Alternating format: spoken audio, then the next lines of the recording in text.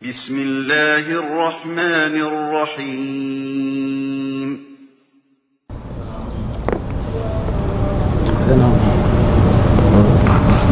الحمد لله رب العالمين والصلاة والسلام على أشرف الأنبياء والمرسلين وعلى آله وصحبه ومن تبعهم بإحسان إلى يوم الدين أما بعد اللهم علمنا ما ينفعنا وانفعنا بما علمتنا إنك أنت العليم الحكيم ربنا وزدنا علما وارزقنا فهما اللهم صل على محمد وعلى آل محمد كما صليت على إبراهيم وعلى آل إبراهيم إنك حميد مجيد اللهم بارك على محمد وعلى آل محمد كما باركت على إبراهيم وعلى آل إبراهيم إنك حميد مجيد அன்பிற்கினிய சகோதரர்களே சகோதரிகளே, எல்லாம் வல்ல அல்லாஹ்வின் பேரருளால் பெரும் கிருபையினால் தொடர்ச்சியாக நடைபெற்று வருகிற நமது வாராந்திர மார்க்க விளக்க வகுப்பில் இன்றைக்கு நாம் அனைவரும் கலந்து கொள்ளக்கூடிய நல்லதொரு பாக்கியத்தினை பெற்றிருக்கிறோம். இன்றைய சிறப்பிற்குரிய வகுப்பிலே மரியாதைக்குரிய மார்க்க அறிஞர் இமாம் இப்னுல் கைம் ரஹிமஹுல்லாஹ் மிஃப்தாஹு தாரி ஸஆதா, மகிழ்ச்சிக்கான இல்லத்தின் திறவுகோல் என்கிற தலைப்பில் ஒரு அழகான புத்தகத்தை எழுதினார்கள். உண்மையான மகிழ்ச்சி எதிலே இருக்கிறது என்கிற தர்க்க ரீதியான தத்துவ ரீதியான இமாம் அவர்களது பார்வை குறித்து அந்த நூல் அமைந்திருக்கும். இமாம் இப்னுல் கைம் ரஹிமஹுல்லாஹ் அவர்களுக்கு ஒரு சிறப்பு இருக்கிறது. அவர் இமாம் இப்னு தைமியா அவர்களது நேரடியான மாணவர். பல தசாப்தங்கள், ஒரு தசாப்தம் என்றால் 10 ஆண்டிற்கு தசாப்தம் என்கிறோம். பல தசாப்தங்கள் அந்த ஆசிரியரோடையே இமாம் இப்னுல் கைம் அவர்கள் இருந்தார். இமாம் இப்னு தைமியா அவர்கள் கடைசியாக டமாஸ்கஸின் கோட்டை சிறையிலே சில அரசியல் காரணங்களுக்காக அடைக்கப்பட்டிருந்த போது தனது ஆசிரியரோடு இமாம் இப்னுல் கைம் அவர்களும் ஒரே சிறையில் இருந்தார். கடைசியில் இமாம் இப்னு தைமியா மரணித்ததற்கு பிறகுதான் அந்த சிறையில் இருந்து அவர் வெளியே வந்தார். அப்படிப்பட்ட ஒரு ஆளுமைக்குரிய ஒரு மார்க்கறிஞராக விளங்கியவர் தான் இமாம் இப்னுல் கைம் அவர்கள். மார்க்கத்தின் எந்த விஷயங்களையும் கொஞ்சம் தத்துவ ரீதியாக அணுகக்கூடிய ஆய்வு கண்ணோட்டம் கொண்ட ஒரு ஞானியாக திகழ்ந்தவர். தத்துவம் என்று சொல்லும் போது சகோதரர்களே, ஆங்கிலத்திலே அதற்கு பிலாசபி என்கிறார்கள், இப்படிதானே? ஆனால் இஸ்லாமிய தத்துவம் என்பது பிலாசபியோடு தொடர்புடையது, அது ஒரு ஹிக்மா, அது ஒரு விஸ்டம். தத்துவம் என்று சொல்லும் போது அது 2 வகைப்படுகிறது. ஒரு வகை எத்தகையது என்றால் அது முழுக்க முழுக்க நாத்திகத்தன்மையோடு, நாத்திக சிந்தனையோடு அல்லாஹ், மறுமை, வேதம் என்பன போன்ற பார்வைகள் எல்லாம் இல்லாமல் தத்துவ ஞானிகளாக கருதப்படக்கூடியவர்கள் அவர்களது சொந்த அறிவிலிருந்து, சொந்த புத்தியிலிருந்து பகுத்தறிவு ரீதியாக பூத்து வருகக்கூடிய கருத்துக்களை தான் பிலாசபி என்கிறார்கள். சரியா? அந்த பிலாசபி அப்படிங்கிறத இஸ்லாம் முழுமையாக என்ன செய்யாது, அங்கீகரிக்காது. ஏன்னா சில தத்துவங்கள் மார்க்கத்துக்கு உட்பட்டும் இருக்கும், சில தத்துவங்கள் மார்க்கத்திற்கு முரண்பட்டும் இருக்கும். ஆனால் இமாம் இப்னுல் கைம் போன்ற அறிஞர்களுடைய தத்துவங்களை பொறுத்த வரைக்கும் அது ஒரு ஹிக்மா. ஹிக்மா என்றால் என்ன? அது அறிவு சார்ந்தது, ஞானம் சார்ந்தது, வஹியோடு வரக்கூடிய விஷயங்களுக்கு விளக்கத்தை தரக்கூடியது. அப்ப அதனால் தத்துவம் அப்படின்னு சொன்ன உடனே நம்ம அவங்களை எந்த லிஸ்ட்ல சேர்த்துடக்கூடாது, இந்த பிலாசபிஸ்ட் அப்படிங்கிற அந்த மாதிரி லிஸ்ட்ல சேர்த்துடக்கூடாது. பிலாசபிஸ்ட் யாராக வேண்டுமானாலும் இருப்பார்கள். ஆனால் அந்த ஹிக்மத் உடையவர்களாக, மதிநுட்ப மிகுந்த ஞானிகளாக யார் மட்டும்தான் இருக்க முடியும்? இஸ்லாமிய மார்க்கத்தின் அடிப்படையில் வந்தவர்களாக தான் இருக்க முடியும்.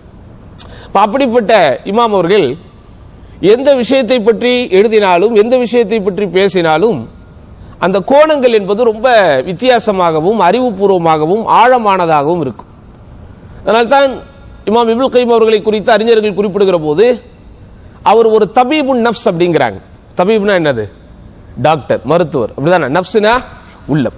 உள்ளத்திற்கான ஆன்மாவிற்கான ஒரு மருத்துவர் என்று அவர் அடைமொழி பெறக்கூடிய அளவிற்கு, சிறப்பு பெறக்கூடிய அளவிற்கு இந்த சமூகத்திற்கு மிகப்பெரிய சேவைகளை செய்தவர். அப்படிப்பட்ட இமாம் இப்னுல் கைம் அவர்கள் ஒரு கம்பாரிசன் செய்கிறார். கம்பாரிசன் என்றால் என்ன? ஒரு ஒப்புமை, முகாரணா, ஒரு ஒப்புமை. கல்வி சிறந்ததா செல்வம் சிறந்ததா அப்படிங்கிற தலைப்புல. இது ரொம்ப ஆழமான ஒன்று. என்னதான் நம்ம எல்லாருக்கும் தெரியும், கல்வி சிறந்ததா செல்வம் சிறந்ததான்னா என்ன சொல்ல போறோம்? எல்லாரும் கல்விதான் சிறந்த. ஆனா கல்விக்காக ஓடுறோமா செல்வத்துக்காக ஓடுறோமா? அது சில விஷயங்கள் தத்துவ ரீதியாக ஏற்றுக்கொள்வோமே ஒழிய, ஆனால் நடைமுறை வாழ்க்கையில் என்ன செய்ய முடியாது, அதை நம்ம பின்பற்ற முடியாது. அப்படிதானே? யாரை கேட்டாலும் அம்மா ரொம்ப முக்கியமா மனைவி ரொம்ப முக்கியமான்னு கேட்டா என்ன சொல்லுவோம்? அப்ப அம்மா கூட ரொம்ப நேரம் இருக்கோமா, மனைவி கூட ரொம்ப நேரம் இருக்கிறோமா? சொல்லுங்க தா.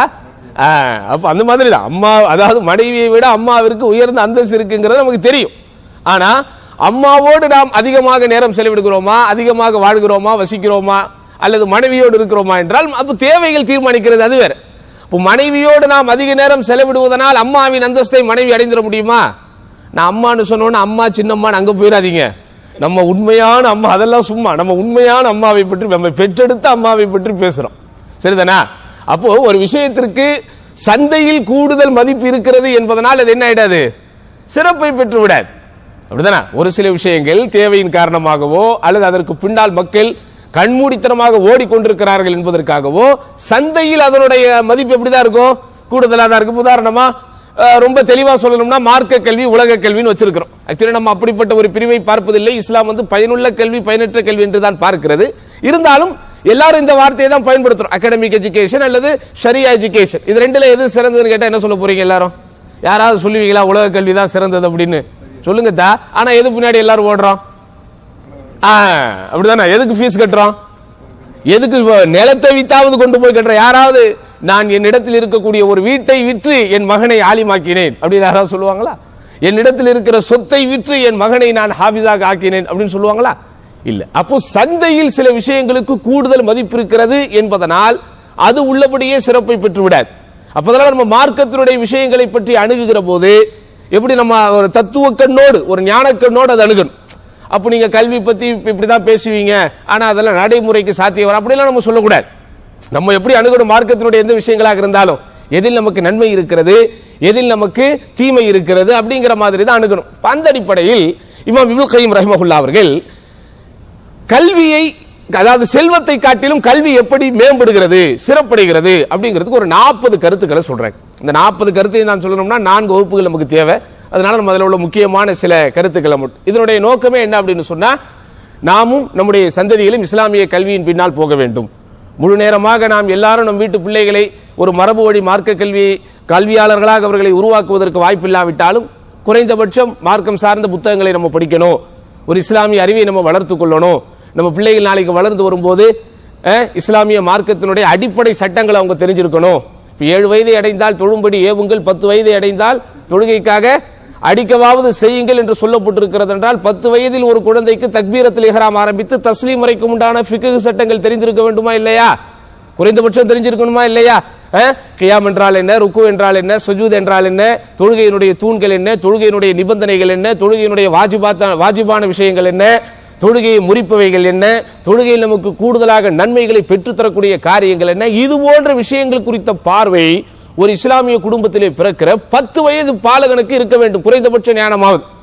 அப்ப அந்த மாதிரியான ஒரு மார்க்க கல்வி சார்ந்த விஷயத்தில் நமக்கு ஒரு ஆர்வமும் ஒரு தேட்டமும் ஒரு நாட்டமும் இருக்க வேண்டும் என்கிற நோக்கத்திற்காக சொல்லப்படுகிறது. சரிதானா? அப்ப இமாம் அவர்கள் மார்க்க கல்வியின்பால் மக்களுக்கு ஆர்வத்தை ஊட்ட வேண்டும் என்பதற்காக அற்புதமான விஷயங்களை அடுக்குகிறார்கள். அதாவது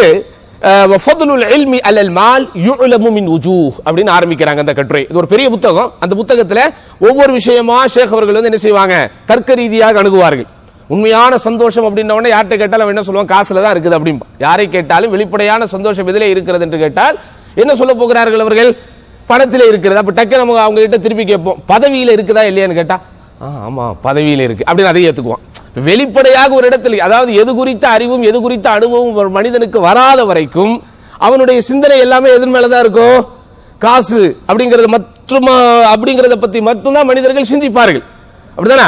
ஆனால் அந்த பணத்தை தாண்டியும் மனதிற்கு சந்தோஷத்தை தரக்கூடிய நிம்மதியை தரக்கூடிய விஷயங்கள் எவ்வளவோ இருக்கிறது. அதில் முதன்மையாக நம்முடைய உள்ளத்தையும் நம்முடைய சிந்தனையும் ஆதிக்கம் செலுத்துகிற இடத்திலே, ஆக்கிரமிக்கிற இடத்திலே மார்க்க கல்விக்கு இருக்கிறது. அப்படிங்கறத ஷேக் அவர்கள் என்ன செய்றாங்க, பல்வேறு விதமான உதாரணங்களையும் பல்வேறு விதமான விளக்கங்களையும் எளிமையாக நாம் புரிந்து கொள்ளக்கூடிய அடிப்படையில் விளக்கி சொல்கிறார்கள். முதலாவது என்ன, அன்னல் இல்ம மீராசுல் அன்பியா. கல்வி என்பது, இங்கே கல்வி என்று ஷேக் அவர்கள் குறிப்பிடுவது முழுக்க முழுக்க மார்க்க கல்விதான். முழுக்க முழுக்க அல்லாஹ்வை பற்றியும் அல்லாஹ்வுடைய ரசூலை பற்றியும் மறுமை நாளை பற்றியும் அறியக்கூடிய கல்வி. அப்போ உலகத்திலே மக்கள் படிக்கக்கூடிய கல்விக்கு பயனே இல்லையான இருக்குது. அந்த கல்வி அவர்களுக்கு ஒரு ஒழுக்கத்தையும் ஒரு நன்னடத்தையும் என்ன அல்லாஹ்வை பற்றிய ஒரு சிந்தனையும் அவர்களுக்கு தருவதற்கு உபயோகமாக இருக்கும் போது அதுவும் பயனுள்ள கல்விதான். நான் பலமுறை இந்த உதாரணத்தை சொல்லியிருக்கிறேன். உதாரணமாக ஒருவர் 7 வருடம் 10 வருடம் மதரசாவிலே படித்து பெரிய மௌலானாவாக வருகிறார். ஆனால் மார்க்கத்தினுடைய அடிப்படைகளை மக்களுக்கு சொல்ல வேண்டும் என்கிற எண்ணமோ சிந்தனையோ தௌஹீதை பற்றி போதிக்க வேண்டும் என்கிற எண்ணமோ அக்கறையோ இல்லாமல் தான் படித்த கல்வியை உலக லாபங்களுக்காக மாத்திரமே பயன்படுத்துகிறார், உலகத்தின் பொருளாதாரத்தை பெறுவதற்காக மாத்திரமே பயன்படுத்துகிறார். அப்ப அது அவருக்கு பயனுள்ள கல்வி என்று சொல்ல முடியுமா? நிச்சயமா முடியாது. ஒருவர் மருத்துவராக இருக்கிறார் அல்லது பொறியாளராக இருக்கிறார், ஒரு டாக்டராகவோ இன்ஜினியராகவோ இருக்கிறார். ஆனால் அவர் ஒரு டாக்டராக மாறினாலும் ஒரு இன்ஜினியராக மாறினாலும் மார்க்கத்தினுடைய கல்விகளையும் சேர்த்து படித்து அவர் இருக்கக்கூடிய துறையில், அவர் பசிக்கக்கூடிய இடத்தில் அல்லது அவர் பணிபுரியக்கூடிய இடத்தில் மார்க்கம் சார்ந்த விஷயங்களுக்கு சேவை செய்கிறார். அப்ப அது அவருக்கு பயனுள்ள கல்வியா இல்லையா? அப்ப எந்த கல்வி நம்மிடத்தில் நாம் கற்றாலும் பெற்றாலும் அறிந்தாலும் அடைந்தாலும் அதை பயன்படுத்துகிற இடத்தை வைத்துதான் அது பயனுள்ளதா பயனற்றதா என்பதை என்ன செய்து தீர்மானிக்கப்படும். சரிதானா? அதை நம்ம புரிஞ்சுக்கணும். ஆனால் அதே வேளையிலே மார்க்கம் வலியுறுத்தி இருக்கிற, மார்க்கம் ஆர்வம் ஊட்டுகிற, மார்க்கம் வாஜிபாக்கி இருக்கிற, உதாரணமாக தலபுல் இல்மி ஃபரீதத்துன் அலா குல்லி முஸ்லிம், கல்வியை தேடுவது என்பது எல்லா முஸ்லிமின் மீதும் கட்டாய கடமையாக இருக்கிறது அப்படின்னு வருதுல ஹதீஸ். இந்த கல்வி எந்த கல்வியை குறிக்குது? இன்ஜினியரிங் சொல்ல முடியுமா? டாக்டர் படிக்கிறதுன்னு சொல்ல முடியுமா? பிஎட் படிக்கிறதுன்னு சொல்ல முடியுமா?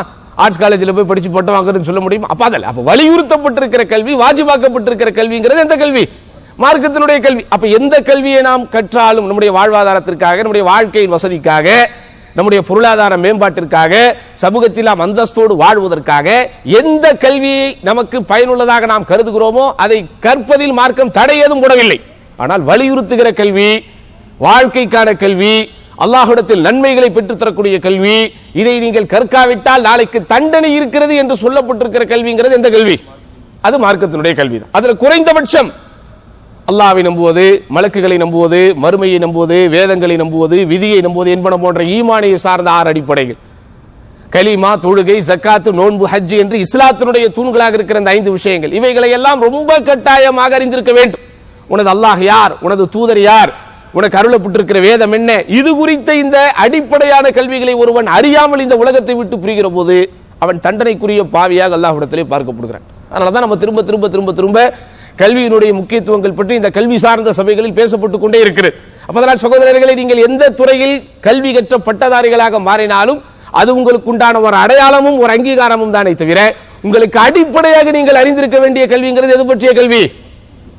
மார்க்கத்தினுடைய அடிப்படை சார்ந்த. அதில் நீங்கள் நிபுணத்துவம் பெறும்போது நீங்கள் ஆலிம்களாக, ஒரு தாலிபுல் இல்மாக மகுடம் அமைக்கிறீர்கள். நல்லா புரிஞ்சுக்கணும். மார்க்கத்தினுடைய உதாரணமாக ஈமானுடைய 6 அடிப்படைகள், இஸ்லாத்தினுடைய 5 தூண்கள், அது அல்லாஹ்வை பற்றி விரிவாக அறிவது, அல்லாஹ்வுடைய தூதரை பற்றி விரிவாக அறிவது, உனக்கு அதே மாதிரி நமக்கு அருளப்பட்டிருக்கிற வேதங்களை பற்றி விரிவாக அறிவது, நம்முடைய இபாதத்துகள் வணக்க வழிபாடுகளை பற்றி அறிய வேண்டிய விஷயங்கள் அறிவதெல்லாம் அத்துணை பேருக்கும் கடமையாக்கப்பட்டது. இது மார்க்கத்தில் சமூகத்திலே வாழ்கிற சில குறிப்பிட்டவர்களுக்கு மாத்திரம் அது என்னானது கிடையாது, குறிப்பானது கிடையாது. இதெல்லாம் ஆலிம்களுக்குரியது, இதெல்லாம் தாயிகளுக்குரியது அப்படி நீங்க அந்த கல்விகளை ஒதுக்கிட முடியாது. எந்த கல்வியை நீங்கள் அவர்களுக்கு ஒதுக்கலாம்? எந்த கல்விய?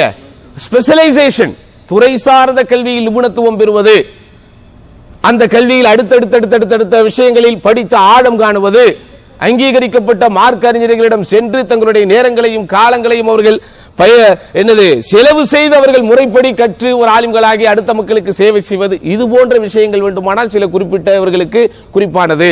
அதை கூட அறிஞர்கள் எப்படி சொல்கிறார்கள்? ஃபர்தே கிஃபாயா என்கிறார்கள். ஃபர்தே கிஃபாயா என்றால் என்ன? சமூகத்திலே உள்ள சில பேராவது அந்த விஷயங்களை செய்யணும். அதை அவர்கள் செய்துவிட்டால் அல்லாஹ்வுடைய பொதுவான தண்டையிலிருந்து எல்லாரும் பாதுகாக்கப்பட்டு விடுவார்கள். சரியா? ஆனா அதை ஒருவர் கூட செய்யவில்லை என்று சொன்னால் எல்லோரும் தண்டனைக்கு ஆளாக்கப்படுவார்கள். இஸ்லாமிய மார்க்கத்தில் ஃபர்து என்று சொல்வதை ஃபர்து ஐன் என்றும் ஃபர்து கிஃபாயா என்றும் சொல்லுவார்கள். அதை நாம் அதிகமாக அறிந்திருக்கிறோம். ஃபர்து ஐன் என்றால் என்ன? எல்லா முஸ்லிம்களின் மீதும் சுமத்தப்பட்டிருக்கிற கடமை. இப்ப ஐங்கால தொழுகை தொழுவது இது சமூகத்திலே குறிப்பிட்டவர்களுக்கு மாத்திரம் உண்டானதுன்னு சொல்ல முடியுமா? சொல்லுங்க. ரமதான் மாதம் நோன்பு வைப்பது சமூகத்திலே சில சாரார் மீது மட்டும்தான் இது கடமையாக்கப்பட்டிருக்கிறது சொல்ல முடியுமா? இல்ல. அப்போ வணக்க வழிபாடுகள் சம்பந்தப்பட்ட மார்க்கத்தின் அல்லாஹ் யார் அப்படிங்கிறது தெரியணும். இது எல்லாருக்கும் உண்டானதா, சில பேருக்கு மட்டும் உண்டானதா? எல்லாருக்கும் உண்டானது. அப்ப இதெல்லாம் ஃபர்து கிஃபாயா, ஃபர்து ஐன், ஒவ்வொரு தனிநபர் மீது குறிக்கப்பட்டிருக்கிற கடமை, சுமத்தப்பட்டிருக்கிற கடமை. ஃபர்து கிஃபாயா என்றால் என்ன? உதாரணமாக ஜனாசா தொழுகையில் பங்கெடுப்பது, அதான் ரொம்ப பொருத்தமான உதாரணம். ஜனாசா தொழுகையில் பங்கெடுப்பது என்பது அது எல்லார் மீதும் சுமத்தப்பட்டிருக்கக்கூடிய ஃபர்து ஐன் அல்ல. சமூகத்தில் கொஞ்சம் பேராவது என்ன செய்யணும்? டெடிகேஷன். அதுவும் நம்ம வெளிநாட்டில் இங்க இருக்கிறோம், நமக்கு வாழ்க்கையில் ஒரு முறையாவது அந்த அனுபவம் வந்திருக்குமா அப்படிங்கிறது என்ன செய்யணும்? இங்க சிந்தித்து பார்க்கணும். சமூகத்தில் அதை செய்வதற்கு ஒருவரும் இல்லை என்கிற நிலை வரும்போது அது என்ன ஆயிடும்? அல்லாஹ்வினுடைய தண்டனையும் அல்லாஹ்வுடைய சாபமும் இறங்குவதற்குண்டான குற்றங்களாக மாறிடும். விளக்குதா உங்களுக்கு? அப்ப அதனால ஷேக் அவர்கள் என்ன செய்யறாங்க? கல்விக்கும் உண்டான செல்வத்துக்கும் உண்டான வேறுபாடுகளை பட்டியலிடுகிறார்கள். முதலாவது என்ன? கல்வி என்பது நபிமார்கள் விட்டு செல்லக்கூடிய சொத்து. செல்வம் என்பது செல்வந்தர்களும் பணக்காரர்களும் அல்லது ஆட்சியிலே உள்ளவர்களும் ஆட்சியாளர்களும் மன்னர்களும் விட்டு செல்லக்கூடிய சொத்து. அப்படிதானா? ரெண்டுமே அங்கீகரிக்கப்படக்கூடிய, ரெண்டுமே மதிக்கத்தக்க ஒன்றுதான். இருந்தாலும் மதிக்கத்தக்க இந்த ரெண்டு விஷயங்களில் முதன்மையான இடத்திலே வைத்து போற்றப்பட வேண்டியது எது? மார்க்கத்தினுடைய கல்விதான். ஏன்? அல்லாஹ்வின் தூதர் ஸல்லல்லாஹு அலைஹி வஸல்லம் இந்த கல்வியை பற்றி சொல்லும்போது எப்படி சொல்றாங்க? அல் உலமாஉ வரஸத்துல் அன்பியா, அல் உலமாஉ வரஸத்துல் அன்பியா மா வரஸு தீனாரன் வலா திர்ஹமன் இன்னமா வரஸு அல் இல்ம் ஃபமன் அகதஹு அகத பிஹத்தின் வாஃபிர். அருமையான ஹதீஸ், அருமையான ஹதீஸ். கல்வியை தாங்கி நிற்கக்கூடிய மார்க்கத்தின் அறிஞர்கள் என்போர் நபிமார்களுடைய வாரிசுகள் ஆவர். நபிமார்கள் தங்க காசையோ பொற்காசையோ விட்டு செல்லவில்லை, மாறாக அவர்கள் விட்டு சென்றதெல்லாம் என்னது?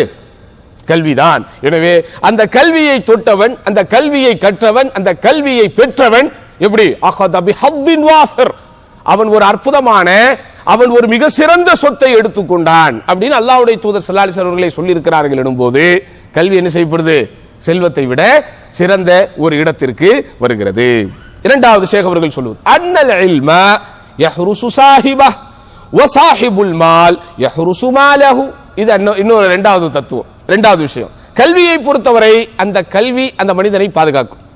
செல்வத்தை பொறுத்தவரை அந்த செல்வத்தை மனிதன் பாதுகாக்க வேண்டும். அதுதான் ரொம்ப முக்கியம். கல்விங்கிறது என்ன செய்யும்? நமக்கு அந்த கல்வி நம்மளை பாதுகாக்கும். நமக்கு கிடைக்கக்கூடிய அறிவு, நாம் பெற்றிருக்கக்கூடிய அனுபவம், நமக்கு இருக்கக்கூடிய அந்த வாழ்க்கையில் நாம் அடைந்த அந்த பக்குவம், அது என்ன செய்யும்? நம்மளை பாதுகாக்கும். சில இடங்கள்ல மாட்டிக்கொள்ளக்கூடிய சில இடங்கள்ல இந்த கல்வி என்ன செய்யும்? நம்மளை மாட்டிக்க விடாமல் பாதுகாக்கும். அவமானப்பட வேண்டிய சில இடங்களில் இந்த கல்வி அவமானப்பட விடாமல் நம்மை பாதுகாக்கும். தலை குனிய வேண்டிய சில இடங்களில் இந்த கல்வி தலை குனிய விடாமல் நம்மை பாதுகாக்கும். ஆனால் செல்வத்தை பொறுத்தவரைக்கும் அது உங்களை பாதுகாக்கிற தன்மை கொண்டதுதான். ஆனால் அது உங்களை பாதுகாப்பது என்பதை விட நீங்கள் தான் என்ன செய்யணும்? அதை பாதுகாக்கணும். கல்வி என்னிடத்திலே இருக்கும் போது அது என்னை பாதுகாக்கும் தன்மை கொண்டதாக இருக்கிறது. ஆனால் செல்வம் என்னிடத்திலே இருக்கும் போது அந்த செல்வத்தை நான் என்ன செய்யணும்? பாதுகாத்தே ஆகணும். இந்த செல்வத்தை பாதுகாக்க வேண்டும் என்பதற்காகத்தானே கூச்ச நாச்சமே இல்லாமல் அடுத்த வாரமே கட்சி மாறி விடுகிறார்கள். இப்படிதானே காலங்காலமாக கொள்கை பேசியவர்கள், நாங்க அப்படி நாங்க இப்படி என்று என்னென்னமோ தத்துவம் பேசியவர்கள் கீழிருந்து ஆச்சரியத்தோடப்பா என்ன மாதிரியான ஒரு சிந்தனையாளர்களை இந்த தமிழ் சமூகம் பெற்றிருக்கிறது, எப்படிப்பட்ட கொள்கை குன்றுகளை இந்த தமிழ் சமுதாயம் பெற்றிருக்கிறது என்று ஆர்வத்தோடும் ஆர்ப்பாட்டத்தோடும் ஆரவாரத்தோடும் அதிசயத்தோடும் பார்த்தவர்கள் எல்லாம் ஒவ்வொரு வாரம் முடிஞ்சோன்னா ஒவ்வொரு எம்எல்ஏவா போய்கிட்டு இருக்கான். எதுக்கு போறான்? இருக்கிற காசை பாதுகாப்பதற்கு. அப்ப நன்றாக புரிந்து கொள்ளுங்கள் சகோதரர்களே, தன்னிடத்தில் இருக்கிற காசை மனிதன் என்ன செய்யணும்? பாதுகாக்கணும். அதுக்கு எப்பாடுபட்ட விலையாவது அவன் கொடுப்பதற்கு தயாராகணும். ஆனால் கல்வி என்பது இந்த கல்வி என்ன செய்தவன பாதுகாக்குது. அப்ப இப்படி நீங்க பார்க்கும் போதும் செல்வத்தை விட கல்விதான் ஆதிக்கம் செலுத்துகிற இடத்திலே இருக்கிறது அப்படிங்கிறார். மூன்றாவது, இது ரொம்ப அற்புதமானது. அன்னல் மால் துذهبه النفقات والعلم يزكو على النفقة. செல்வத்தை பொறுத்தவரை அது நீங்கள் செலவு செய்ய அது குறைந்து கொண்டே இருக்கும். என்கிட்ட இப்போ ஒரு 100 ரியால் இருக்கு, 2 பேருக்கு நான் 10 ரியால் கொடுத்துட்டா என்கிட்ட எத்தனை இருக்கும்? 120 ரியால் இருக்குமா? நாங்க கொஞ்சம் கணக்குல வீக்குன்னு சொல்லாதீங்க, சின்ன சின்ன விஷயத்தை தான் சொல்றேன். 100 ரியால்ல ஆளுக்கு 10 ரியால் 2 பேருக்கு கொடுத்துட்டா இப்ப என்கிட்ட எவ்வளவு இருக்குது? 80 ரியால் தான். அது அல்லாஹ்விடத்தில் உயர்கிறதுங்கிறது வேறு. எது? நான் கொடுத்த தானமும் தர்மமும் உண்மையாலுமே அல்லாஹ்வுக்காகவும் அல்லாஹ்வுடைய மார்க்கத்திற்காகவும் கொடுத்திருக்கிறேன், நன்மையை நாடி கொடுத்திருக்கிறேன் அப்படின்னும் போது அல்லாஹ்விடத்தில் என்ன செய்ய போகுது? உயரப் போகிறது. பன்மடங்கான பரிசில்களை அல்லாஹ்விடத்தில் நமக்கு அது தட்டித்தரப் போகிறது, அது வேறு. ஆனால் மேலோட்டமாக பார்க்கும் போது சகோதரர்களே, கல்வியை தாண்டி உங்களிடத்தில் இருக்கிற எந்த ஒன்றை யாருக்கு நீங்கள் கொடுத்தாலும் இன்ஃபேக்ட் அது என்ன ஆயிடும்? அது நம்ம கிட்ட இருந்து குறைதான் போகுது. இப்ப என்னிடத்துல 2 போன்கள் இருக்கிறது, ஒன்னு தூக்கி கொடுத்துட்டா என்னிடத்துல ஒன்று தான் இருக்க போகுது. என்னிடத்துல இப்போது 4 பக்கங்கள் கொண்ட பேப்பர், பயப்படாதீங்க 4 பேப்பரை வாசிட்டு தான் விடுவாரான்னு, 1 மணி நேரம் தான் இன்ஷா அல்லாஹ். இப்ப இந்த 4 பேப்பர்ல ஒரு பேப்பரை நான் கிழிச்சு கொடுத்துட்டா என்னிடத்துல எவ்வளவுதான் இருக்க போகுது? 3 தான் இருக்க போகிறது. ஆனால் இப்ப என்னிடத்துல தொழுகை குறித்த சட்டங்கள் எனக்கு தெரியும். ஒரு உதாரணத்துக்கு சொல்றேன், நோன்பு குறித்த சட்டங்கள் எனக்கு தெரியும், ஹஜ் குறித்த சட்டங்கள் எனக்கு தெரியும். பாயை கூப்பிட்டு விடிய விடிய 2-3 மணி நேரம் தொழுகை குறித்த சட்டங்கள் எல்லாம் சொல்லி கொடுத்துட்டேன். இப்ப என்கிட்ட தொழுகை குறித்த சட்டங்கள் போயிருமா? என்ன செய்யாது? இன்னும் ஸ்ட்ராங்கா இருக்கும். அப்படிதானே? என்னிடத்தில் கொடுக்க கொடுக்க கொடுக்க கொடுக்க அது ரொம்ப ஆழமாக என்னிடத்தில் இருக்க போகிறது. இதுதான் கல்விதான். அப்ப செல்வத்தை பொறுத்தவரை நீங்கள் கொடுக்க கொடுக்க குறை. ஆனா நீங்க நல்லா புரிஞ்சு எர்பு இந்த அல்லாஹ்விடத்தில் என்ன செய்யும்? அது உயரும் என்பதில் மாற்றுக்கிறதே கிடையாது. அல்லாஹ்வுடைய தூதர் ரொம்ப அழகா சொன்னாங்க, மா நகஸத் ஸதகத்தும் மின் மால், மா நகஸத் ஸதகத்தும் மின் மால், தானமும் தர்மமும் ஒரு காலமும் செல்வத்தை குறைக்காது. ஒரு வாட்டி அல்லாஹ்வுடைய தூதர் ஸல்லல்லாஹு அலைஹி வஸல்லம் வீடு திரும்புகிறார்கள். வெளியிலே இருக்கக்கூடிய பணிகளை எல்லாம் முடித்துவிட்டு அன்றைக்கு தன்னுடைய வீட்டிலே அறுக்கப்படக்கூடிய ஒரு ஆடு குறித்த விஷயம் அல்லாஹ்வின் தூதருக்கு தெரியும். அன்னை ஆயிஷா ரலியல்லாஹு அன்ஹா அவர்களிடத்திலே கேட்கிறார்கள், ஆடு அறுக்கப்பட்டதே, இதில் ஏதாவது மிச்சமும் மீதியும் இருக்கிறதா அப்படின்னு. ஆடு அறுக்கப்பட்டுச்சே, இதுல ஏதாவது மிச்சம் மீதி இருக்குதான்னு கேட்கிறாங்க. அப்போ ஆயிஷா ரலியல்லாஹு அன்ஹா சொல்றாங்க, அல்லாஹ்வுடைய தூதரே எல்லாவற்றையும் கொடுத்து விட்டோம், இந்த ஒரு பகுதி தான் மிஞ்சி இருக்கிறதுங்கிறாங்க. அப்போ டக்குன்னு அல்லாஹ்வுடைய தூதர் கரெக்ட் பண்றாங்க, நோ, எல்லாமே என்ன ஆயிடுச்சு? போயிடுச்சு. சாரி, அவங்க சொல்றாங்க எல்லாமே போயிடுச்சு, இது ஒண்ணுதான் மிச்சம் இருக்குது. அப்ப அல்லாஹ்வுடைய தூதர் எப்படி கரெக்ட் பண்ணாங்க? இல்ல இல்ல, எல்லாமே மிச்சம் அப்படியே தான் இருக்குது, இது ஒண்ணுதான் இன்னும் போலங்கிறாங்க. அப்படின்னா என்ன அர்த்தம்? கரெக்டா தான் சொல்றேன்னா புரியுதா உங்களுக்கு? ஆட்ல இருக்கிற எல்லா பகுதியும் டிஸ்ட்ரிபியூட் பண்ணியாச்சு. நம்மள மாதிரி ஃப்ரிட்ஜில் வச்சு வச்சு 10 நாள் 15 நாளுக்கு வச்சு அனுமதிக்கப்பட்டது தான், இருந்தாலும் கொடுக்கறதுக்கு வாய்ப்பு இருக்கிறவங்க கொடுக்கணும். அப்போ எல்லாத்தையும் அவங்க டிஸ்ட்ரிபியூட் பண்ணிட்டு ஒரே ஒரு ஏரியா மட்டும் வீட்டில் இருக்குது. அப்ப ஆயிஷா ரலியல்லாஹு அன்ஹா அல்லது உம்மு சலமா ரலியல்லாஹு அன்ஹா நினைக்கிறேன், எல்லாம் சஃபியா ரலியல்லாஹு அன்ஹா நினைக்கிறேன், எல்லாம் கொடுத்துட்டோம், இது ஒண்ணுதான் மிச்சம் இருக்குங்கிறாங்க. ரசூலுல்லாஹ் என்ன சொல்றாங்க? நீங்க கொடுத்த எல்லாத்துக்கும் உண்டான நன்மைகளும் நமக்கு ஊர்ஜிதம் ஆயிடுச்சு இது அப்படின்னாங்க. அப்ப அதனால் நாம் செய்கிற தானமும் தர்மமும் அள்ளி அள்ளி அல்லாஹ்வின் பாதையில் கொடுக்கிற காசும் பணமும் பாக்கெட்டில் இருந்து தான் குறைகிறதை தவிர நமக்கென்று அல்லாஹ் சுப்ஹானஹு வ தஆலா மறுமையிலே வைத்திருக்கிற அந்த லாக்கரில் அப்படியே தான் இருக்க போகிறது. சரிதானா? பட் உலகத்தில் நீங்கள் மேலோட்டமாக பிசிக்கலாக கணக்கு போட்டு பார்க்கும்போது சகோதரர்களே, அது செலவு செய்வதன் மூலம் கன்சியூம் ஆகுவது, செலவு செய்வது என்பதை விட கன்சியூம், அப்படிதானா? அதை நீங்கள் பாவிக்க பாவிக்க அது என்ன செய்யும்? குறைஞ்சிக்கிட்டே இருக்கும். ஆனா நான் என்னிடத்தில் இருக்கக்கூடிய கல்வியை பாவிக்க பாவிக்க பயன்படுத்த பயன்படுத்த இன்னும் இன்னும் இன்னும் இன்னும் இன்னும் சொல்ல போனா, இப்ப என்கிட்ட இருக்கிற 100 ரூபாய் உங்ககிட்ட 10 ரியால் கொடுத்தாச்சு, அவருக்கு 10 ரியால், அவருக்கு 10 ரியால், இன்னொரு 10 ரியால தான் கொடுக்கணும். ஆனா என்னிடத்தில் இருக்கிற கல்வி அப்படி இல்லை. அந்த கல்வியே என்ன செய்யலாம்? நம்ம என்னத்தான் செய்யலாம்? பல பேருக்கு ஆன் த ஸ்பாட்ல கொடுக்கலாம். உங்ககிட்ட கொடுக்கிற 10 ரியால நான் இன்னொரு கொடுக்கணும், உங்ககிட்ட வாங்கிட்டு தான் திரும்ப கொடுக்கணும்.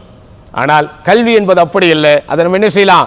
நான் உங்களிடத்தில் கொடுக்க, நீங்கள் அவரிடத்திலே கொடுக்க, அவர் இன்னொரு இடத்திலே கொடுக்க, இப்படி சகோதரர்களை தலைமுறை தலைமுறையாக பல்லாயிரக்கணக்கான மக்களுக்கு மத்தியில், பல கோடிக்கணக்கான மக்களுக்கு மத்தியில் எவ்வளவுதான் அது பரவினாலும் விரவினாலும் அள்ள அள்ள குறையாத ஒரே செல்வம் இதுதான் கல்வி. அப்படிங்கிற அந்த உதாரணத்தை ஷேக் அவர்கள் சொல்றாங்க. அடுத்து 4வது விஷயம் என்ன? அன்ன சாஹிபல் மால் இதா மாத் ஃபாரகஹு மாலுஹு வல் மால், அதே மாதிரி வல் இல்ம் யத்குலு மஅஹு கப்ரஹு. ஒரு மனிதன் எவ்வளவுதான் செல்வத்தை சேமித்தாலும், எவ்வளவுதான் சொத்து பத்துக்களை சேமித்தாலும் அவனுடைய இறப்போடு என்ன செஞ்சிட போது? முடிந்து விட போகிறது. ஆனால் ஒருவன் சேமித்து வைத்திருக்கிற கல்வியானது அவன் இறந்ததற்கு பிறகும் அவனோடு போக போகிறது. அல்லாஹ்வுடைய தூதர் அழகா சொன்னாங்க, யத்பஉல் மய்யித ஸலாஸத்துன் அஹ்லுஹு வ மாலுஹு வ அமலுஹு ஃபயர்ஜிஉ இஸ்னானி வ யப்கா வாஹிதுன். அப்படிதானே? ஒரு மனிதன் மரணித்ததற்கு பிறகு 3 விஷயங்கள் அவனை பின்தொடர்கின்றன. ஒரு மனிதன் மரணிக்கும் போது அவனை என்ன செய்து 3 விஷயங்கள் அவனை பின்தொடர்கின்றன. முதலாவது அவனுடைய குடும்பம், அதே போன்று அவனுடைய செல்வம். செல்வம் என்பது அதாவது பிசிக்கலாக யாரும் காசு பணத்தை எல்லாத்தையும் அவங்க பின்னாடி கொண்டு போக போறதில்லை. பட் அவரிடத்தில் இருக்கிற செல்வம், செல்வாக்கு, அப்படிதானே? அவரிடத்தில் இருக்கக்கூடிய அடிமைகள், ஆதரவாளர்கள் அல்லது அவரிடத்தில் இருக்கக்கூடிய பணியாளர்கள், இதெல்லாம் அவர் இந்த உலகத்திலே வாடுகிற போது காசை வைத்தும் பணத்தை வைத்தும் வென்றாரோ அல்லது பெற்றாரோ அத்துணையும் அவர் பின்னால் போகிறது. கபரிலே அவர் அடக்கம் செய்யப்பட்டதற்கு பிறகு என்ன ஆயிடும்? ரெண்டு வெளியே வந்துடும். அவங்க சொல்ல முடியுமா? இல்ல, இவர் என்னுடைய தானை தலைவர், தன்மான சிங்கம், எப்படியோ இவருக்கு நான் என்ன கலர் கலரா போஸ்டர் ஓட்டினேன், அதனால எங்க தலைவர் செத்துட்டார்னா அவரோட சேர்ந்து என்னை அடக்கம் பண்ணிருக்கேன்னு யாராவது சொல்லுவாங்களா? அப்படி சொல்ல முடியுமா? யாரும் சொல்ல முடியாது. ஆண்டாண்டு காலம் அழுதாலும் புலம்பினாலும் மாண்டோர் என்ன செய்ய முடியாது? திரும்பி வர முடியாது. அந்த மாண்டவர்களோடு உலகத்திலே வாழ்கிற யாரும் கூடவும் போக முடியாது. அப்போ ரெண்டும் என்ன செய்யணும்? அந்த கபருஸ்தான்ல இருந்து ரிட்டர்ன் ஆயிடும். அவரோடு இருக்கக்கூடியது அவருடைய அமல்கள் மட்டும்தான். அப்ப இந்த இடத்துல அமல் என்பது இல்மிலும் சேருகிறது. அப்போ இமாம் இப்னு கய்யிம் ரஹிமஹுல்லாஹ் அவர்கள் சொல்ற மாதிரி ஒரு மனிதன் இறந்ததோடு அவனுடைய செல்வம் என்ன செஞ்சிடும்? முற்றுப்புள்ளி பெற்றுவிடும். அவனோட அதை டிராவல் பண்ணார். அப்படிதானே? சும்மா சொல்லுவாங்க, எம்ஜிஆர் செத்தாரு, செத்த உடனே அவருடைய வாட்சத்துக்கு உள்ள வச்சாங்க. உண்மையிலே வச்சாங்களா தெரியாது. சரி, வாட்சத்தை உள்ள வைக்க முடியும், மற்ற ப்ராப்பர்ட்டியில எடுத்து உள்ள வைக்க முடியுமா? மிஞ்சி போனா ஒருத்தர் செத்துட்டா என்னத்தா தூக்கி உள்ள வைக்க முடியும்? கொஞ்சம் தங்கங்கள், கொஞ்சம் இது வைக்கலாம். எங்களுக்கு ஒரு 10 ஏக்கர் இடம் இருக்குன்னு வைங்க. எனக்கு இல்ல, ஒரு உதாரணத்துக்கு சொல்றேன். 10 ஏக்கர் இடம் இருக்கு அல்லது 1000 ஏக்கர் இடம் இருக்கு, நஞ்ச புஞ்சன் என்னென்னவோ இருக்கு, எல்லாத்தையும் நான் உள்ள தள்ளிட முடியுமா? ஒண்ணும் பண்ண முடியாது. அப்போ ஒரு மனிதன் இறந்து விட்டால் அவன் சேர்த்து வைத்திருக்கிற செல்வம், செழிப்பு, செல்வாக்கு, சொல்வாக்கு எல்லாம் எண்டாயிரும். ஆனால் அவன் சேர்த்து வைத்திருக்கிற கல்வி, அவன் செய்து வைத்திருக்கக்கூடிய அமல்கள் அவனிடத்துல போயிட்டே இருக்கும். இது ஒன்று. அடுத்து பாருங்க, இதுதான் இன்னொரு அற்புதமான ஒரு தத்துவம். அன்னல் மால் يحصل للمؤمن والكافر والبر والفاجر والعلم النافع لا يحصل إلا للمؤمن. காசு என்பது, பணம் என்பது, பொருளாதாரம் என்பது, செல்வம் என்பது இறை நம்பிக்கையாளர், இறை மறுப்பாளர், நல்லவன், கெட்டவன் என்று எல்லோருக்கும் கிடைக்கும். ஆனால் பயனுள்ள கல்வி பண்பானவர்களுக்கு மட்டும்தான் கிடைக்கும். அப்படிதானே? காசும் பணமும் ஆட்சியும் அதிகாரமும் யாருக்கு வேணாலும் கிடைக்கும். திரும்ப வாய் அங்கேயே தான் போகுது, ஆட்சி அதிகாரத்துக்கு தான் போகுது. கொஞ்ச நாளைக்கு கண்ட்ரோல் பண்ணணும் பார்க்குறோம், ஊருக்கு வேற போறோம். சரியா? அன்னல் மால் யஹ்சுலில் முஃமினி வல் காஃபிரி வல் பிர்ரி வல் ஃபாஜிர். இறை நம்பிக்கை கொண்டவன், இறை நம்பிக்கை இல்லாதவன், இபாதத்திலே இருக்கிறவன், இபாதத்திலே இல்லாதவன், யாருக்கு வேண்டுமானாலும் காசு கிடைக்கும். உலகத்தின் பணக்காரர்கள் பட்டியலை தயாரித்தால் அதிலே இருக்கக்கூடியவர்கள் எல்லாம் ஆக பெரும் பண்பாளர்களா, ஆக பெரிய ஒழுக்கசாலிகளா? எல்லோரும் அல்லாஹ்வுக்கு நெருக்கமான ஈமான் கொண்டவர்களுக்கு மாத்திரமா அல்லாஹ் கொடுத்திருக்கிறான்? இல்லை, அது யாருக்கு வேண்டுமானாலும் கிடைக்கும். ஆனால் பயனுள்ள கல்வி என்பது இறை நம்பிக்கை கொண்டவர்களை தவிர யாருக்குமே கிடைக்காது. அப்ப அந்த அடிப்படையில் பார்க்கும் போதும் கல்வியை விட, செல்வத்தை விட கல்வி என்ன செய்யுது? உயர்ந்த இடத்துல இருக்குது அப்படிங்கிற. அடுத்த ஒரு உதாரணம் பாருங்களேன். அன்னல் ஆலிம் யஹ்தாஜு இலைஹில் முலூக் ஃபமன் தூனஹும் வஸாஹிபுல் மால் இன்னமா யஹ்தாஜு இலைஹி அஹ்லுல் அதமி வல் ஃபாகா. கல்வி பெற்ற ஒருவர் இருக்கிறார், செல்வம் படைத்த ஒருவர் இருக்கிறார். இவர்பால் தேவையுடையவர்கள் யார் யார், இவர் பால் தேவையுடையவர்கள் யார் யார் அப்படிங்கிற பட்டியல் எடுங்க. கல்வி உள்ளவர்களை பொறுத்த வரைக்கும் செல்வந்தர்களாக இருந்தால் என்ன செய்வாங்க? அவரிடத்திலே தேவையுடையவர்களாக இருப்பார்கள். மன்னர்களாக இருந்தாலும் அவர்களிடத்திலே தேவையுடையவர்களாக இருப்பார்கள். அப்படிதானே? நீங்கள் எல்லாம் வரலாற்றை படித்திருந்தால் அப்பாசியர்களுடைய ஆட்சி காலத்தை பற்றி படிச்சிருக்கணும். அப்பாசியர்கள் கேள்விப்பட்டிருக்கீங்களா? யார் அவங்கெல்லாம்?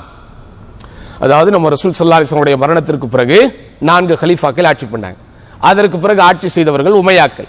அந்த உமையாக்களுக்கு பிறகு ஆட்சி செய்தவர்கள் தான் அப்பாசியர்கள். அந்த அப்பாசியர்களுடைய ஆட்சிக்கு பிறகு வந்தவர்கள் தான் உஸ்மானியர்கள், ஃபாத்திமியாக்கள். அதோடு இஸ்லாமிய கிலாஃபத் என்பதெல்லாம் முடிவுக்கு வந்து ஒவ்வொரு முஸ்லிம்களும் வாய்ப்புள்ளவர்கள் அவரவர்கள் சுயசார்புள்ள ஒரு சுதந்திரம் உள்ள ஒரு தனி நாடை பெற்றுக் கொண்டார்கள்.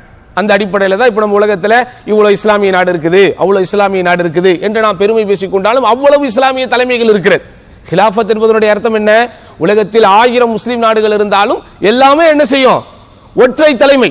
அந்த ஒற்றை தலைமை எடுக்கிற முடிவை உலகம் முழுவதும் இருக்கிற எல்லா முஸ்லிம்களும் ஏற்றுக்கொள்ளக்கூடிய அளவிற்கு உண்டான ஒரு வலிமையான ஒரு ஆட்சி தான் அந்த கிலாஃபத் என்பது. அப்படிப்பட்ட கிலாஃபத்தை தான் அல்லாஹ்வுடைய தூதர் ஸல்லல்லாஹு அலைஹி வஸல்லம் ஆட்சி செஞ்சாங்க. அதுக்கப்புறம் அபூபக்கர் ரலியல்லாஹு அன்ஹு ஆட்சி செஞ்சாங்க 2 வருஷம். அப்புறம் உமர் ரலியல்லாஹு அன்ஹு 10 வருஷம், உஸ்மான் ரலியல்லாஹு அன்ஹு ஒரு 12 வருஷம், அலி ரலியல்லாஹு அன்ஹு ஒரு 4 அல்லது 5 வருஷம், 4.5 வருஷம், அப்புறம் ஹசன் ரலியல்லாஹு அன்ஹு ஒரு 6 மாசம், அதுக்கப்புறம் முஆவியா ரலியல்லாஹு அன்ஹு ஒரு 30 வருஷம் என்று நினைக்கிறேன்.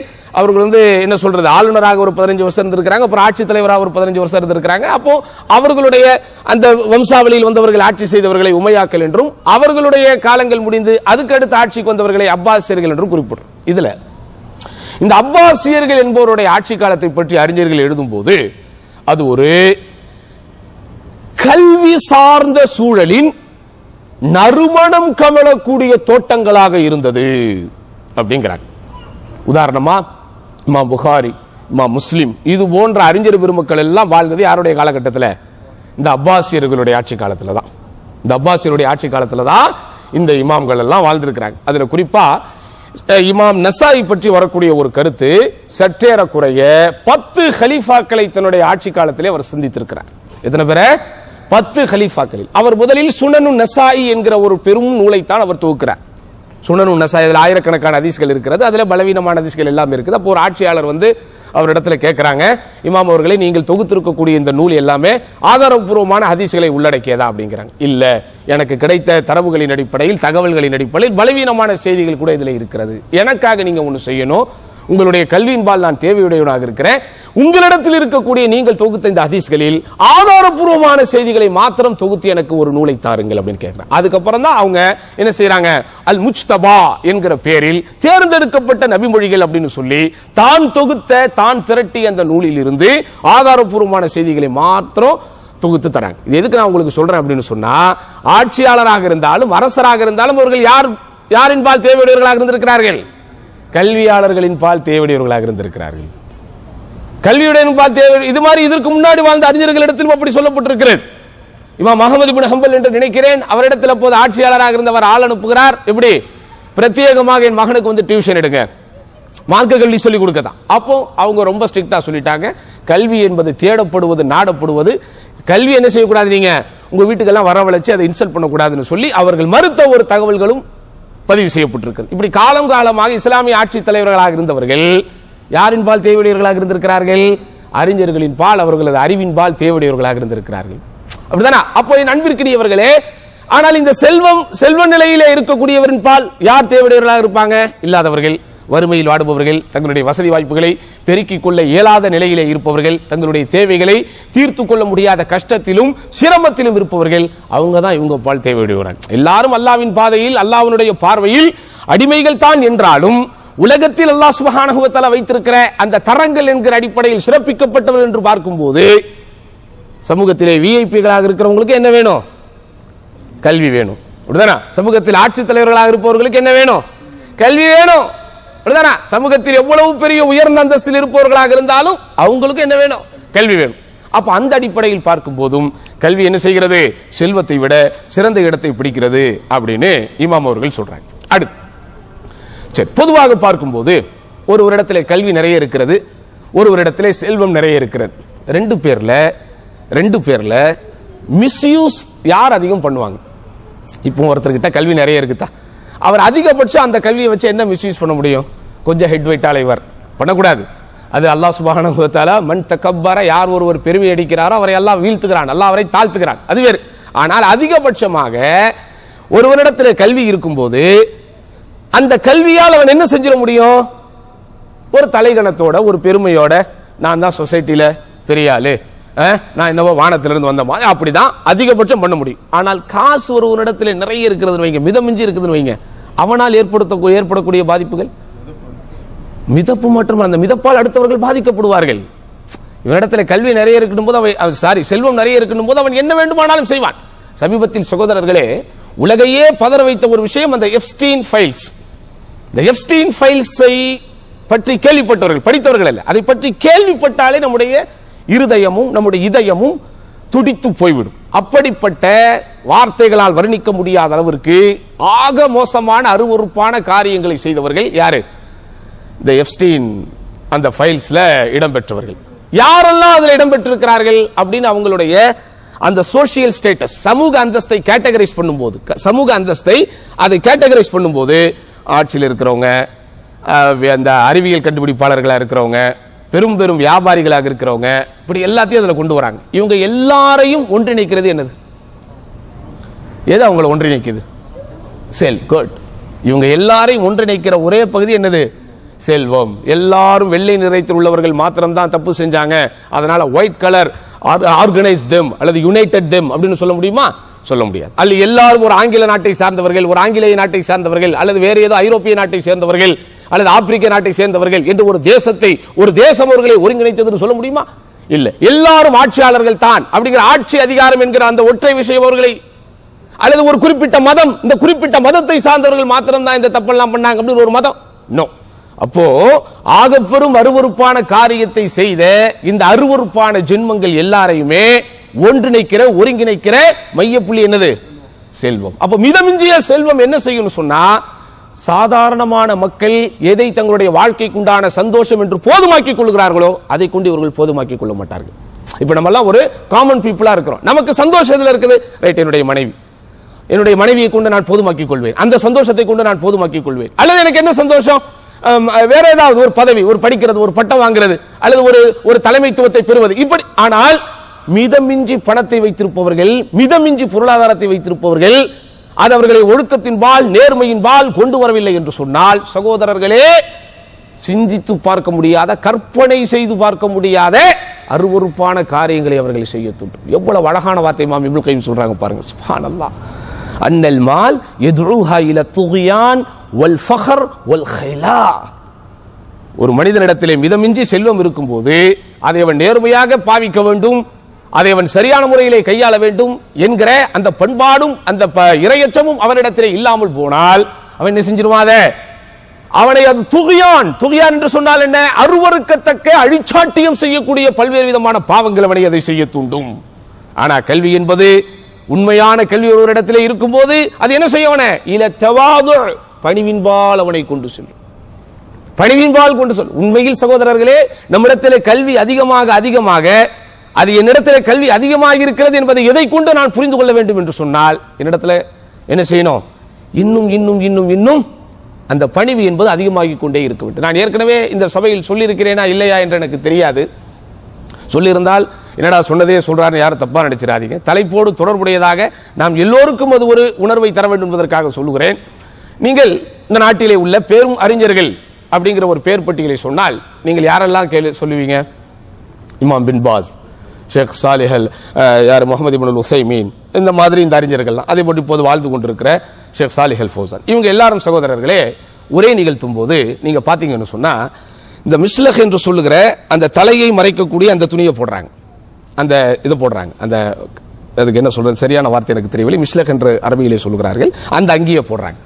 ஆனால் நீங்கள் பொதுமக்களான அரபுகளை நீங்கள் பார்த்தால் அவர்கள் என்ன செய்யறாங்க, தலையில ஒரு வட்டு, அது நம்ம இகால் என்று அரபியிலே சொல்லுகிறார்கள், வட்டு, நம்முடைய பாஷையில புரிய வட்டு அப்படின்னு போறாங்க. இந்த வட்டை போட இவங்க ஏன் அது போடுறது இல்ல, இவங்க ஏன் அது போடுறாங்க அப்படின்னும் போது நம்ம என்ன சொல்றோம் அதுக்கு? அதை பத்தி ஏதாவது உங்களுக்கு கேள்விப்பட்டிருக்கீங்களா? ஒரு ஹிண்ட். அதாவது காமனா இருக்கக்கூடிய நீங்கள் அந்த அரபுகள், இந்த சவுதிகள் அல்லது குவைத்தில் இருக்கக்கூடியவங்க, பஹ்ரைன்ல இருக்கக்கூடிய இந்த வளைகுடா வாசிகள் யாரை நீங்க பார்த்தாலும் அவங்க எல்லாரும் என்ன செய்யறாங்க, முழுமையாக தங்களுடைய மேனியை மறைத்துக் கொள்வதற்குண்டான ஒரு ஆடையை போடுகிறார்கள். அதற்கு சௌப் அப்படிங்கிறோம். சௌப் அப்படின்னா முழுமையாக கவர் செய்யக்கூடிய மேலாடை, சரியா? இது உள்ளே அவர்கள் ஒரு ஆடையை போடுகிறார்கள், அது உள்ள அவங்களை முழுமையாக கவர் செய்யக்கூடிய உள்ளாடை, அதை இசார் அப்படிங்கிறோம். தலையை மறைப்பதற்கு அவர்கள் போடக்கூடிய அந்த ஆடையை மிஸ்லக் அப்படின்னு சொல்றோம், சரியா? அதிலேயும் அவர்கள் கருப்பு நிறத்தில், நீங்க பாத்தீங்கன்னா எல்லாருடைய ஒட்டும் ஒரே மாதிரி இருக்காது. நம்ம ஊர்ல இருக்கிறவங்களுடைய ஹேர் கட் எப்படி ஒரே மாதிரி இருக்காதோ அதே போன்று இவர்கள் தலையில் வைக்கிற வட்டு என்ன செய்யாது, ஒரே மாதிரி இருக்காது. நீங்க நன்றாக கவனிச்சீங்கன்னா தெரியும். ஒரு முறை நான் ராயல் கமிஷன் தாவா சென்டரில் இருக்கும்போது ஒரு கலாச்சார நிகழ்ச்சி ஒன்று வைத்தார்கள். அந்த கலாச்சார நிகழ்ச்சியில் ஒரு இந்த நாட்டினுடைய மண்ணின் மைந்தர் என்ன செய்கிறார், அதாவது ஒவ்வொரு மாகாணத்தின் பெயராக சொல்லி அந்த ஒவ்வொரு மாகாணத்தில் இருப்பவர்கள் எப்படி எப்படியெல்லாம் அந்த வட்டை அணிவார்கள் அப்படின்னு எங்களுக்கு முன்னாடி அவர் வந்து ஒரு டெமோ பண்ணி காமிச்சார். உண்மையிலே ரொம்ப சுவாரஸ்யமாக இருந்தது. என்பு போன்ற அந்த பகுதியில் உள்ளவர்கள், ஜீசான் பகுதியில் உள்ளவர்கள், பாஹா வாஹா போன்ற இடத்தில் இருப்பவர்கள், பண்டைய கால அரபுகள், மன்தகா ஷர்க் என்ற ஈஸ்டர்ன் புரோவின்ஸில் இருக்கக்கூடியவர்கள், அதிலேயே அல் அஹ்ஸா அல் ஹவ்ஜி போன்ற பகுதியிலே வந்தவர்கள், அதே போன்ற ஆசிமத்து சவுதி அரேபியாவுடைய தலைநகர் என்று அறியப்படக்கூடிய ரியாதை சுற்றி இருக்கக்கூடிய நஜிது பிரதேசங்கள், இங்கு இருக்கக்கூடியவர்கள் ஒவ்வொருவரும் அந்த வட்டை எப்படியெல்லாம் அணிகிறார்கள் அப்படின்னு ஒரே வட்டு தான். ஆனா அந்த வட்டை அவர்கள் அணியக்கூடிய அந்த ஸ்டைலு, அதில் அவர்கள் போடக்கூடிய முடிச்சு, அதில் இருக்கக்கூடிய அந்த சின்ன சின்ன வேறுபாடுகளை வச்சு ஒரு அழகா ஒரு 15-20 நிமிஷத்துக்கு ஒரு டெமோ பண்ணி காட்டினார். அப்போ ஒட்டுமொத்த அரபுலகத்தின் பாரம்பரிய ஆடையாக அறியப்படக்கூடிய அல்லது பாரம்பரிய அடையாளம் என்று அறியப்படக்கூடிய இந்த வட்டுக்களை இந்த அறிஞர் பெருமக்கள் பெரும்பாலும் அணிவதே இல்லை. அது குறித்து அவர்களிடத்திலே கேள்வி கேட்கும் போது அவர்கள் என்ன சொல்கிறார்கள் பாருங்க, அவங்களுடைய பார்வை. ஆனா இந்த வளைகுடா வாசிகள் என்கிற அரபுகளை தாண்டி மற்ற அரபுகளை இதை அணிகிறாங்களா? இப்போ ஒரு எஜிப்சியன் அதை அறிஞ்சு நீங்க பார்த்திருக்கிறீங்களா? ஒரு லெபனானியனை போட்டு நீங்க பார்த்திருக்கிறீங்களா? யமன் தேசத்தில் இருப்பவர்கள் பலரும் போடுகிறார்கள். மற்ற சில அரபு நாடுகளா இருக்கும், பட் அவங்க வளைகுடா நாடுகளாக இருக்க மாட்டாங்க. அவங்க என்ன செய்யறத போடுறதில்லை. அப்போ இந்த அறிஞர் பெருமக்கள் எல்லாருமே ஒற்றை கருத்தில் சொல்லுகிற விஷயம் என்ன அப்படின்னு சொன்னா, மற்றவர்களிடமிருந்து எங்களை நாங்கள் வித்தியாசப்படுத்தி காட்டிக்கொள்ள விரும்பவில்லை. நாங்கள் மக்களோடு மக்களாக இருக்கிறோம். பொதுமக்களின் ஒருவராக எங்களை நாங்கள் ப்ராஜெக்ட் செய்ய, பொதுமக்களின் ஒருவராக எங்களை பிரதிநிதித்துவப்படுத்தத்தான் நாங்கள் நினைக்கிறோம். நாங்க ஒன்றும் பெருசு இல்லை அப்படின்னு தங்களுடைய பணிவை காட்டக்கூடிய அடையாளமாக அவர்கள் போட்டுக்கொள்ளக்கூடிய இந்த வட்டை என்ன செய்யறதில்லை, அவங்க போடுறதில்லை. It's a valid point. ஆனால் ஒரு 6 மாதம் அல்லது ஒரு வருடத்திற்கு முன்னால் என்று நினைக்கிறேன், ஒரு முறை ஒரு வகுப்படுத்திக் கொண்டிருந்த ஒரு ஷேக் அந்த வட்டை அணிந்து கொண்டு வகுப்படுத்திக் கொண்டிருந்தார். அப்போ அவர்கிட்ட பர்சனலா போய் நான் இந்த கதையெல்லாம் சொல்லி, அப்ப இது பெருமையின் அடையாளமா பார்க்கப்படுற மாதிரி அல்லது ஒரு அங்கீகாரத்தின் அடையாளமா பார்க்கப்படுற மாதிரி எல்லாரும் போடுறாங்க, அதனால இந்த பெரும் ஷேகுமார்கள்லாம் போடல, இப்ப நீங்க போடுறீங்களே இது எப்படி நாங்கள் புரிந்து கொள்வது? அவரு சொன்ன உதாரணம், அவங்க பார்வை அது இது உலகளாவிய, எப்படி உலகளாவிய முஸ்லிம்கள் என்று பார்க்கும்போது அதிலிருந்து நாங்க எங்களை தனிமைப்படுத்தியோ வேறுபடுத்திக் கொள்ளவோ நாங்க என்ன செய்யல. ஒரு இந்திய முஸ்லீம் என்ன செய்யறதில்ல, வட்டு போடுறதில்ல. ஒரு பாகிஸ்தான் முஸ்லீம் வட்டு போடுறதில்ல. சோ எங்களை நாங்கள் அவர்களிடமிருந்து வேறுபடுத்தி காட்டல அப்படின்னு அவங்க நினைக்கிறாங்க. ஆனா நான் உலகளாவிய முஸ்லிம்களோட என்ன கம்பேர் பண்ண முடியாது. என்ன நான் யாரோட தான் கம்பேர் பண்ணணும்? இங்க இருக்கிற அரபுகளோட தான் கம்பேர் பண்ணணும். இங்க இருக்கக்கூடிய அரபுகளில் பணக்காரர், ஏழை, பதவியில் இருப்பவர்கள், பதவியில் இல்லாதவர்கள், இப்படி எல்லாரும் இதை பொதுவா அணிகிறாங்களா இல்லையான்னு கேட்டார். ஆமா, எனக்கு தெரிஞ்ச எல்லாருமே அணிகிறாங்க. அப்போ நானும் யாரு, பொதுமக்கள்ல ஒருத்தன். அப்போ எல்லாரும் அணிகின்ற இந்த ஆடையை நான் கலட்டி என்னை மட்டும் நான் என்ன செய்யல, தனிமைப்படுத்தி காட்ட நான் விரும்பவில்லை. ஆதலால் தான் இந்த நாட்டில் இருக்கிற சாதாரண பிரஜை கூட அணியக்கூடிய இந்த வட்டை நானும் அணிகிறேன் அப்படிங்கிறார். சுப்ஹானல்லாஹ், இது எப்படி நம்ம புரிகிறது சொல்லுங்க? அப்ப நண்பிற்கிடையவர்களே, நம்ம மேலோட்டமா பார்த்து எதையும் என்ன செஞ்சிட முடியாது, ஒரு முடிவுக்கு வந்து விடவே முடியாது. அப்படிதானே? ஒரு ஆடை அணிவதற்கு பின்னாலும் ஒரு அர்த்தம் இருக்கிறது.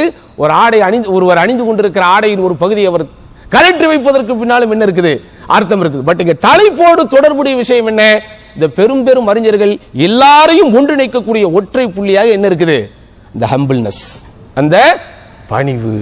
அப்ப சரியான கல்வி, முறையான கல்வி ஒரு இடத்தில் அதிகம் வர வர வர சகோதரர்களே, அவர் என்ன செய்ய மாட்டார், தன்னை தனிமைப்படுத்தி காட்ட வேண்டும் என்று நினைக்க மாட்டார். வானத்திலிருந்து வந்தோம் என்று குதிக்க மாட்டார். தலைக்கணத்தில் அவன் என்ன செய்ய மாட்டான், அலைய மாட்டான். பெரிய மன்னர் பரம்பரையில் பிறந்ததை போல தன்னை நினைத்துக் கொள்ள மாட்டான். உண்மையாலுமே மன்னர் பரம்பரையில் பிறந்தாலும் அவன்கிட்ட சரியான கல்வி இருக்கும்போது அவர் எப்படி இருப்பாரு, அவர் ஒரு சிறப்பானவராக இருப்பார். இந்த நாட்டில் மாஷா அல்லாஹ் இமாம் முஹம்மது அப்துல் வஹாப் ரஹிமஹுல்லாஹ்வுடைய அவ்வளவு பெரிய எழுச்சிமிக்க பிரச்சாரம் வெற்றி அடைந்ததற்கு அல்லாஹ்வின் அருளுக்கு பின்னால் இருக்கக்கூடிய மிக முக்கியமான காரணமே இந்த நாட்டின் பவுண்டர் என்று அறியப்படக்கூடிய மன்னர் முகமது இப்னு சௌத் கொடுத்த ஆதரவுதான்.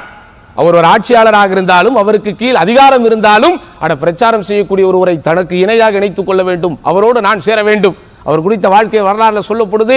இப்படி பல எதிர்ப்புகள், பல பிரச்சனைகளுக்கு மத்தியில் என்ன செய்யறாங்க, இமாம் முஹம்மது அப்துல் வஹாப் ரஹிமஹுல்லாஹ் போய் அந்த மன்னரை சந்திக்கக்கூடிய ஒரு சந்திப்பு நிகழ்கிறது. வரலாற்று பூர்வமான ஒரு சந்திப்பு. அந்த சந்திப்பு முடிச்சுட்டு இமாம் ரிட்டர்ன் ஆகுறாங்க.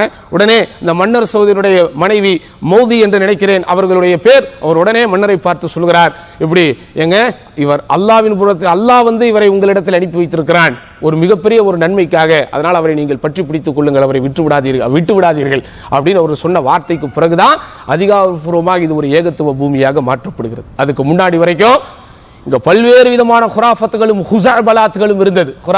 ஹுஸஅபலாத்துகள் என்று சொன்னால் நம்முடைய நாட்டில் எதையெல்லாம் அனாச்சாரங்களாக பார்க்கிறோமோ, மார்க்கத்தின் பேரால் பல்வேறு விதமான தவறுகளையும் குற்றங்களையும் பார்க்கிறோமோ, அது போன்று பல்லாயிரக்கணக்கான மடங்கு இங்கே மலிந்திருந்தது. இமாம் முஹம்மது அப்துல் வஹாப் அவங்க தங்களுடைய வாழ்க்கையின் வரலாற்றிலேயே குறிப்பிடுறாங்க.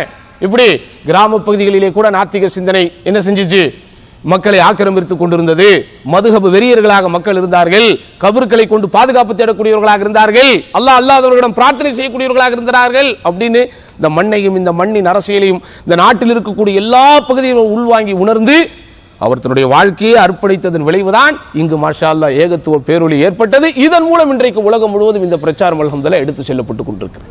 அப்ப உண்மையான கல்வி அப்படிங்கிறது என்ன செய்யும் சகோதரர்களே, ஒருத்தரை பணிவின் பால் அழைத்துக் கொண்டே இருக்கும். அதனாலதான் நிறை குடம் என்ன செய்யாது, நீர் தழும்பாது. குறை குடம் தான் என்ன செய்யும், குலுங்கிக்கிட்டே இருக்கும். அப்போ உண்மையான கல்வி ஒருவனுக்கு பணிவை கற்றுக் கொடுக்கிறது.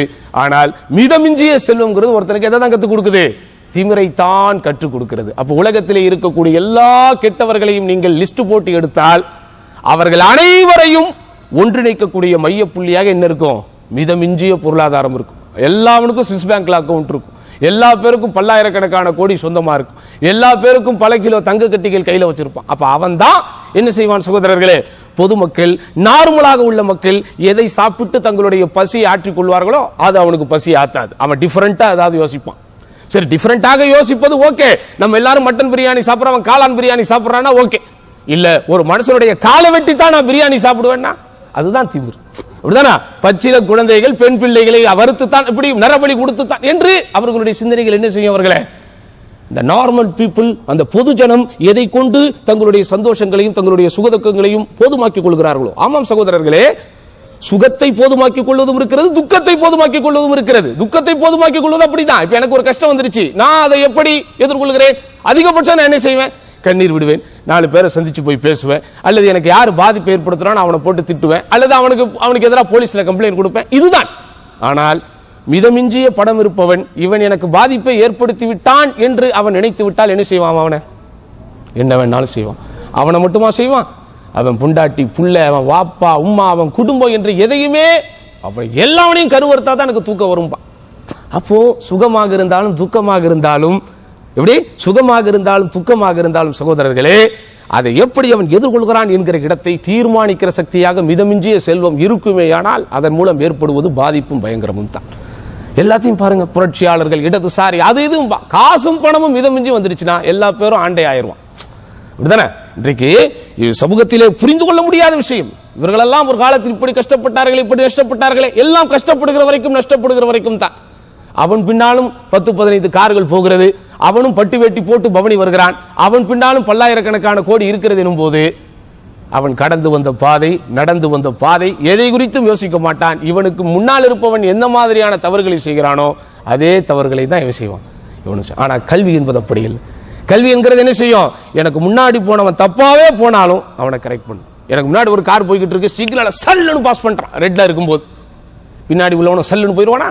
அவனுக்கு கல்வி, அவனுக்கு பக்குவம் என்ன செய்யணும்? நோ, அவனை மாதிரி நம்ம போக கூடாது, நம்ம கொஞ்சம் பொறுமையா இருக்கணும், நிதானமா இருக்கணும் அப்படின்னு என்ன செய்ய அவனை நிதானப்படுத்தும். அப்ப அந்த வகையிலும் கல்வி என்பது என்ன செய்கிறது? செல்வத்தை விட சிறந்த விஷயமாக இருக்கிறது. ரைட், இன்னும் ஒரு பாயிண்ட் சொல்லி முடிச்சுக்கலாமா? எல்லாருக்கும் தூக்கம் வருதுன்னு நினைக்கிறேன். ரைட், இன்னும் ஒரே ஒரு விஷயம், அதாவது அன்ன கினல் மால் அன்ன கினல் இல்ம் அஜல்லும் மின் கினல் மால். ஒரு இடத்திலே பொருளாதாரம் இருக்கிறது, ஒரு இடத்திலே செல்வம் இருக்கிறது என்றால் அந்த ரெண்டில் செல்வமுடையவனை காட்டிலும் பொருளுடையவனை காட்டிலும் செல்வமுடையவனை காட்டிலும் அறிவுடையவன், கல்வி உடையவன் சிறப்பிக்கப்படுகிறான். ஏன்? கல்வி உடைய ஒருவன் செல்வமுடைய ஒருவன் சிறப்பிக்கப்படுகின்றான் என்றால் அவனிடத்தில் செல்வம் இருக்கும் வரைக்கும் தான். அப்படிதானா? இப்ப அவன்கிட்ட இருக்கிற செல்வம் போயிடுச்சு, அதே சல்யூட் அவனுக்கு கிடைக்குமா? அவனிடத்தில் இருக்கிற பதவி போயிடுச்சு, அதே கான்வாய் அவனுக்கு கிடைக்குமா? அது வரைக்கும் தளபதியே, தங்கமே, அதுவே இதுவே என்பார்கள். எல்லாம் போயிடுச்சுன்னா முன்னாள் எம்எல்ஏன்னு போட்டு போயிட்டே இருப்பான். இதுதான் உலகம். அப்போ ஒரு இடத்திலே சகோதரர்களே, பதவியும் சரி பணமும் சரி இருக்கும் வரைக்கும் தான் அவனது சிறப்பு. அப்படிதானா? ஆனால் கல்வி என்பது அது அந்த மனிதனுக்குரிய சொத்தாகவே மாறிவிடுகிறது. இமாம் புகாரி என்றைக்கும் இமாம் புகாரி தான், இமாம் முஸ்லிம் என்றைக்கும் இமாம் முஸ்லிம் தான். அப்போ அந்த கல்வி உடையவர்கள் மாஷா அல்லாஹ், அவர்கள் இருந்தாலும் இறந்தாலும் அவர்களுடைய பெயரை அல்லாஹ் அப்படியே வைத்திருக்கிறான். ஆனால் செல்வமுடையவர்களை பொறுத்த வரைக்கும் செல்வம் இருக்கும் வரைக்கும் தான். மேனேஜர் உங்களுக்கு ஒரு போஸ்டிங்ல இருக்கிற வரைக்கும் தான். அப்படிதானங்க? போஸ்டிங்ல இருந்து இறங்கிட்டாருன்னா முடிஞ்சது. என்ன சார் எப்படி சார் இருக்கீங்கன்னு சாதாரணமாக, அது வரைக்கும் வேற மாதிரி பார்த்துக்கிட்டு இருந்தவன், அது வரைக்கும் வேற மாதிரி பேசிக்கிட்டு இருந்தவன், வீட்டில் நல்லா இருக்காங்களான்னு கேட்பான். ரொம்ப சர்வசாதாரணமாக ஒய்ஃப் இங்க இருக்காங்களா, ஊருக்கு போயிட்டாங்களா இருக்க. தப்பு இல்லை, இதெல்லாம் கேட்கறதுல எப்பவுமே கேட்கறதா இருந்தா ஓகே. அந்த பொசிஷன்ல இருக்கும்போது இந்த மாதிரி பேச்செல்லாம் என்ன செய்ய மாட்டான், இந்த கீழே உள்ளவர்கள் கேட்க மாட்டார்கள். பதவி போயிடுச்சு, ஆளு எம்டி ஆயிட்டாரு, எம்பியா இருக்கிற வரைக்கும் வேற, எம்டிஆர் தான் வேற. அப்ப எம்டிஆ இருக்கிறார் அப்படின்னு சொன்னா எல்லாருடைய பார்வையும் வித்தியாசப்படும். பாக சகோதரர்களே, என் திசையில் எந்த திசையில் நீங்கள் யோசித்து பார்த்தாலும் கல்வி என்பது அல்ஹம்துலில்லாஹ் சிறப்பிற்குரிய ஒன்றாக இருக்கிறது. அதனாலதான் இந்த கல்வி ஒப்புகை தொடர்ச்சியாக நடந்துகிட்டு இருக்கு.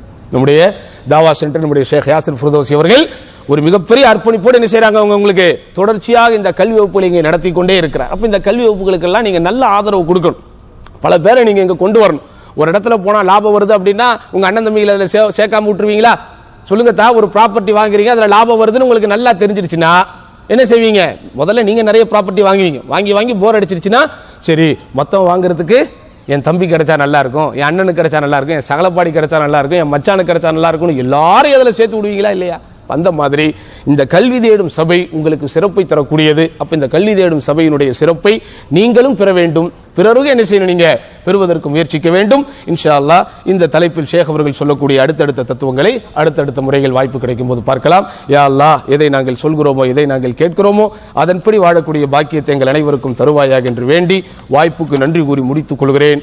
வாஹிரு தஅவானா அல்ஹம்துலில்லாஹி ரப்பில் ஆலமீன். அஸ்ஸலாமு அலைக்கும் வரஹ்மத்துல்லாஹி வபரகாத்துஹு.